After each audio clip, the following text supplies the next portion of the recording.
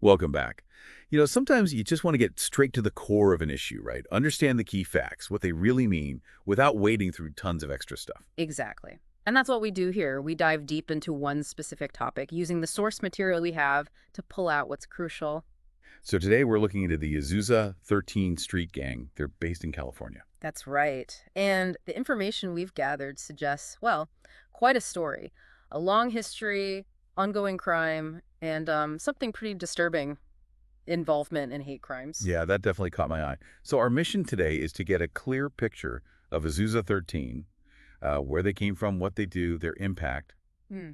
but keeping it focused. Sounds good. Let's get into it. Okay, so origins. Where did Azusa 13 actually start? Well, according to what we've seen, they were founded way back in the 1960s. The 60s, wow. Yeah. And the name itself, Azusa 13, points right to their home base, Azusa, California. That's over in the eastern San Gabriel Valley, part of the larger LA area. So a gang with some real history then, not a recent thing. Are they still around, still active? Oh, yeah. The sources indicate they've been active continuously, right from the 60s up to now, and their main turf is still the San Gabriel Valley. Okay, the San Gabriel Valley. That's a pretty big area, though. Yep. Do they have, like, specific neighborhoods or spots where they're more concentrated? They do. I mean, the info says they claim all of Azusa, but their presence seems strongest in southern Azusa, specifically the Atlantis Gardens neighborhood. That's near Alasta and Rockville Avenues. Atlantis Gardens. And also the downtown area, around Azusa Avenue and Foothill Boulevard. So yeah, specific strongholds. Got it. Yeah. So entrenched, definitely. What about the members themselves? Who are they, and who are they connected with? Any major affiliations?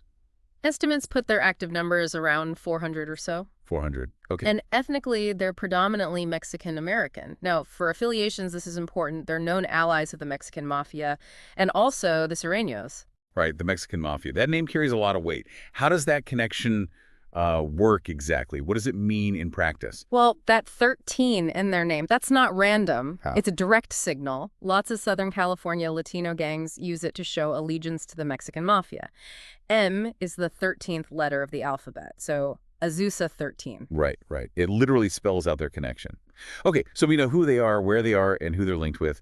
What about their activities? What does the source material say they're involved in? It's unfortunately a pretty long list of serious crimes. We're talking murder, drug trafficking, extortion, assault, car theft, robbery, the whole range, really. A grim list. Mhm. You mentioned drug trafficking.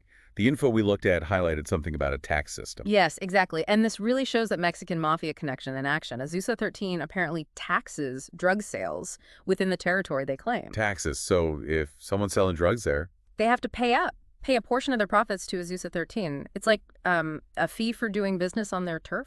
okay, so territorial control tied to the drug trade. Is that money just for the local gang? Not entirely. This is where the hierarchy comes in. A slice of that rent, or tax, as the sources call it, gets funneled up to the Mexican Mafia. Ah, okay, so it shows the prison gang's control, even on the street level. Precisely. It demonstrates how the Mexican Mafia is not just an ally, but actively profits from and seems to exert control over Azusa 13's drug operations.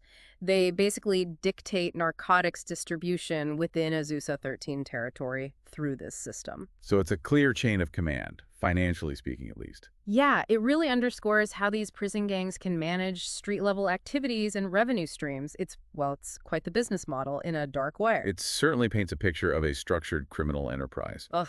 But moving to something even darker, Yeah. the outline mentioned hate crimes. That sounds incredibly serious. It is. This is a really disturbing part of the Azusa 13 story. The sources point to significant involvement in, terrorizing African-American residents in LA County. Terrorizing. Yes. And the Southern Poverty Law Center actually described it as a campaign of ethnic cleansing. Ethnic cleansing. Wow. That's a heavy term. How did this come about? Was it official gang policy? Apparently, yes. According to the sources, back in 1992, the gang actually set a policy. The goal was explicit: attack African Americans, drive them out of Azusa. 1992. So this wasn't just random violence. It was a deliberate campaign. That's what the information suggests. Racially motivated with a clear, terrible objective. Was this connected back to the Mexican Mafia as well? Do they have a hand in this? It seems so. The sources strongly suggest that the Mexican Mafia actually directed this campaign of racial violence. The murder, the mayhem, it reportedly came from them. They directed it? How? They allegedly issued what's called a green light. A green light. What does that mean in gang terms? It's basically an order, an authorization from the top leadership in this case, the Mexican Mafia, telling subordinate gangs, like Azusa 13 and others across Southern California, to attack a specific group. Here, it was an order to terrorize and even murder Black individuals. Just ordered murder based on race. What was the reason? What could possibly motivate such a horrific directive? The sources connect it to a brutal race war happening inside the prison system between the Mexican Mafia and the Black guerrilla family, a rival African-American prison gang. So, a prison conflict spilled out onto the streets. It seems that way. Intense racial hatred, fueled by this prison war, apparently led the Mexican Mafia leadership to issue the green light. It was like a way for Latino street gangs to prove loyalty, show strength, and carry out the Mexican Mafia's war aims by attacking Black people in their communities. That's hard. It's hard to grasp. The ripple effect of prison politics causing such devastation outside. Were there legal consequences for Azusa 13 for these specific hate crimes? Yes, definitely. The legal system did respond. Since 2011, the information states that 51 members of Azusa 13 were indicted and convicted. 51 members. Yeah, specifically for terrorizing African Americans in Azusa. So it was recognized as a coordinated, racially motivated campaign. Were any leaders specifically held accountable? I think the outline mentioned a case. It did. In 2013, a leader, Santiago Rios, his nickname was Chico, he got a pretty hefty sentence, 19 and a half years. Okay. And his son, Luis Rios, Lil Chico, he got 10 years. Critically, they both pleaded guilty to conspiring to attack African Americans. So yes, leadership accountability was established in court. Pleading guilty to conspiracy. That implies clear intent and planning behind these attacks. All right. Shifting gears slightly. Like most gangs, I assume they have rivals. Territorial disputes? Oh, absolutely. The sources list a few rivals: Sentinel Boys 13, Duroc, and West Covina. These are probably other local gangs in the San Gabriel Valley fighting over turf and influence. Standard gang stuff in a way. Was there anything specific mentioned? Maybe a particular conflict? There was a note about potential conflict with Puente 13. Puente 13. Yeah. Apparently, their leader wanted to expand Puente 13's territory into Azusa. But of course, Azusa was already claimed solid by Azusa 13. So a direct challenge to their territory. That usually doesn't end well. Exactly. That kind of move, trying to push into established territory, is almost guaranteed to spark violence as they fight for dominance.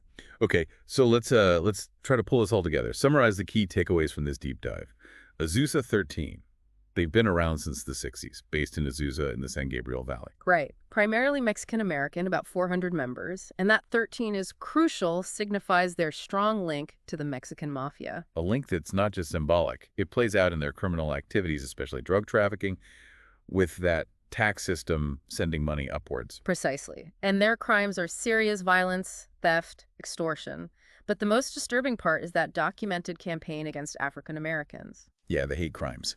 Described as ethnic cleansing, apparently directed by the Mexican Mafia as part of a prison race war, leading to dozens of convictions. And they operate within that typical gang landscape of rivalries and fighting for territory, like the potential conflict with Puente 13. It really gives you a sense of the layers, doesn't it? The street gang, the prison gang influence, the criminal economy, and then this horrifying racial dimension. It really does. And it makes you think, when you look at Azusa 13, you see just how tangled these gang structures can be. The power dynamic between the street gang and a prison gang like the Mexican Mafia, it affects everything. Not just crime, but the motivation for violence, including, these awful hate crimes. And you can't forget the impact on the community, the fear, the trauma caused by that kind of targeted racial terror. It's devastating for the people living there. Absolutely. The human cost is immense, and it leaves us with some big questions, doesn't it? Well, okay, they've had convictions, leaders were sentenced. But given that the directive reportedly came from the Mexican Mafia, how do you really tackle the root problem? How do you address both the gang's crimes and the deep-seated racial hatred that fueled this? Long term, what does that even look like? that's a tough one. It goes way beyond just street-level policing. Exactly. And maybe the final thought to leave people with is this. What does the Azusa 13 case tell us about the power of prison gangs? Their reach goes far beyond prison walls, doesn't it? Shaping crime, inciting racial violence out in our neighborhoods. It's a sobering reminder of how complex and interconnected these issues really are.